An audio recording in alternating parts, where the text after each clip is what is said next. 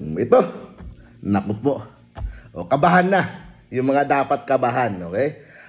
Umiinit po yung laban.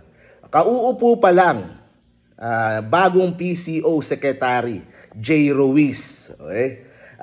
Isa sa mga unang changes na makikita po natin, meron na tayong Palace Press Officer, okay? Sa katauhan ni Attorney Claire Castro. Patay tayo dyan. Naku po.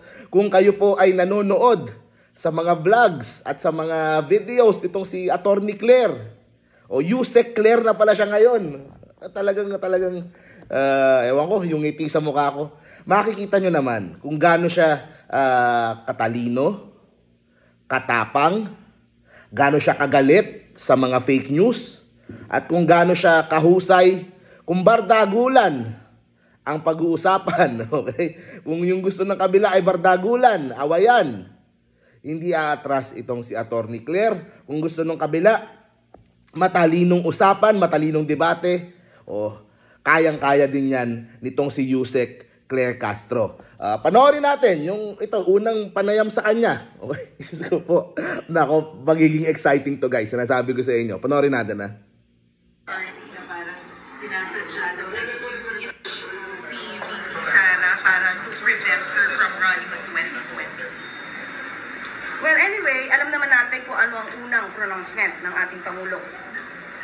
Sa una, of course, hanggat wala pa yung mga impeachment complaints, hanggat maaari ay huwag na sanang matuloy. But since nandiyan na, at hindi naman niya hawak, of course, ang Kongreso, dahil meron tayong separation of powers, hindi siya makikialam, hindi siya kikilos kung ito man ay matuloy o hindi matuloy. So, kung ang sinasabi lamang nila ay para ma-impeach si VP Sara, well, kanilang opinion yon. Ito talaga naman ay nakikita natin kung saan sila gumagawi. At ito ay sa lahat ng kanilang mga rallies, makikita natin ang paninira nila sa pamahalaan at sa Pangulo. So, alam na natin kung saan ang punta nila. Gusto nila ulit makuha ang power, ang authority, ang position. Real talk lang. Ang una kong sinabi dyan noon ay anong ebidensya? Paano mapapatunayan? At tulad na sinabi ko, hindi tayo pwedeng maniwala sa mga pang-iintriga lamang na walang ebidensya. At ito naman, siguro naman ay natatandaan ninyo, nung panahon ni dating Pangulong Duterte, inamin niya, fiscal pa lang siya, expert na siya sa pag-intriga at pagplanta ng ebidensya.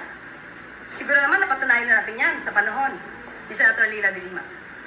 So ano pa ba ang ating i-expect sa dating Pangulong Duterte? Gumawa ng intriga, magplanta ng ebidensya. Thank you po. Salamat. Ayan, si Sir Jay Ruiz. Si Sec Jay Ruiz na doon sa likod.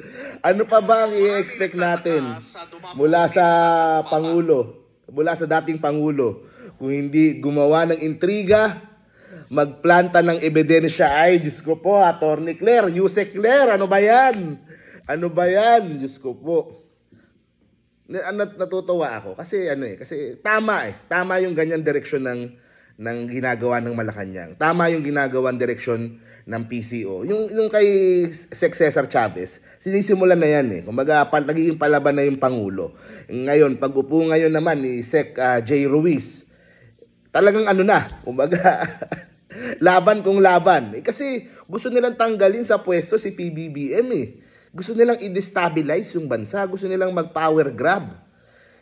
Tapos, kumbaga, they will do everything in their power para magawa yun. Yung mga fake news, yun na lang crowd nila sa Cebu. Gumugupit sila ng video mula doon sa Planet Shakers. Yun yung papalabasin nila na ganun yung crowd nila doon sa rally nila sa Cebu. Ang masakit dyan, yung mga supporters nila i-share kahit na alam na peke, kahit na alam na hindi totoo, yung mga vloggers, yung ilang vloggers nila, yung ilang supporters nila, i-share pa rin. Para lang manloko ng kapwa Pilipino. Papalabasin na ganun kadami yung tao sa rally nila kahit ang sabi ng pulis, 4,000 lang. Di ba? Yun ang mundong kinagagalawan natin ngayon na yung kalaban ng administrasyon ay handang magsinungaling. Kahit nahuli mo ng magsinungaling, hindi pa rin magsosorry at ipipilit pa rin nila yung kasinungalingan nila. So sa ganyang pagkakataon, kailangan mo ng isang Yusek Claire Castro. Ganyang kaliber para harapin yung mga ano na yan, mga alegasyon na yan, mga fake news na yan. And yun, masaya. A star is born. Yun na lang masasabi ko. Talagang ako ay tuwang-tuwa nung pinapanood ko itong video ni Yusek Claire anong posisyon niya? Palace Press Officer. And yun naman talaga, that's the right way to do it sa panahon ngayon, sa bardagulan ngayon. Kasi malakas yung, ito yun malakas yung kanilang makinarya sa paggawa ng fake news. Yun na lang sa Planet Shakers na concert Kaso, syempre, kaya kailangan tapatan mo ng mas malakas na makinarya, which is yung makinarya ng palasyo. Yan ang pinakamalakas kasi may mainstream media, may social media yan, mas malakas yan kaysa kung anumang makinarya meron yung mga Duterte.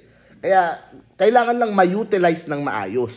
And kailangan ng merong mag-utilize, merong talking head na magsasabi kung ano yung mali, kung ano yung tama, to call them out dun sa mga kamalian na sinasabi nila at yung mga plano nila at i-real talk yung taong bayan kung ano ba talaga yung nangyayari.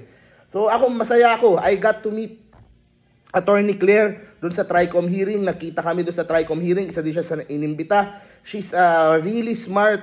She's matapang siya sobra. At nakita nyo naman sa mga vlog niya, kung bardagulan din ang gusto nyo, hindi kayo aatrasan nitong si Attorney Claire. Lalo na, alam niyo naman yung nasa tama. Siyempre, nasa posisyon na siya sa gobyerno. Merong mga bagay na, kumaga, hindi na lahat Hindi ka na parang ako ngayon, di ba? Maluwag ako magsalita kahit anong gusto kong sabihin dahil wala naman akong pwesto. Pero siyempre, alam natin, pag nakaupo, merong mga, kumbaga may certain limitations na. Pero tingnan nyo naman, di ba? unang aratsada pa lang, alam na nagpaplanta ng ebidensya. May ganong kaagad na sinabi. At sinabi ngayon, base dun sa interview, base dun sa mga pahayag ni PRRD dati mismo. So hindi naman siya nag-iimbento kasi kay PRRD nang galing yun yan ang i-expect natin in the coming months. Ngayong 2025, makikita mo si General Torre, makikita mo si Yusek Claire Castro, makikita mo yung Pangulo mismo palaban. Ano pa ba? Exciting laban. At least kumbaga diretsahan na yung laban kasi nasana yung kabila na tahimik lang hindi masyadong sa social media, hindi ganun hindi ganun palaban yung admin. Mabait kasi si Pangulong Bongbong pero syempre may hangganan lahat ng kabaitan. So abangan natin kung ano mangyayari. So thank you very much po. See you po sa next video. Bye bye guys.